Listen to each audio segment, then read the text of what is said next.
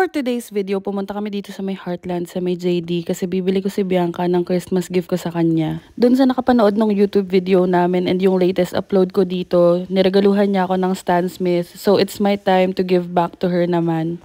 This is the first ever Christmas na kaming dalawa lang, walang celebrations and walang family. So it's good to have something for ourselves na ikakasaya naman namin, 'di ba? Nakakatuwa lang kasi nag-uusap kami kasi before sa Pinas, ang afford lang namin is yung 3 for 1,000 na shoes and ngayon original na yung mga nabibili namin.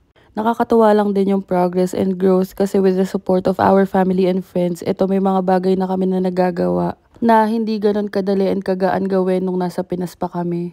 Ayun, vinidyohan ko tong part na to kasi nakakatawa, tumitingkayad siya para abutin yung shoes. Yung Air Force 1 yung pinili ni Bianca. And nakakatuwa kasi before siya pumunta dito sa Canada, ang suot niya and bago niyang bili is yung Air Force 1 na galing sa Shopee.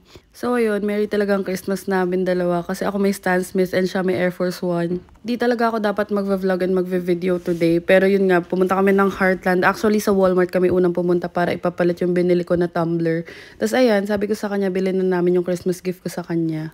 Just in time nga lang din yung pagbili namin kasi may parang week-long sale dahil sa Boxing Day. And basically, yun lang naman for our today's video. And thank you so much for watching. I hope you enjoyed it. See you on the next one!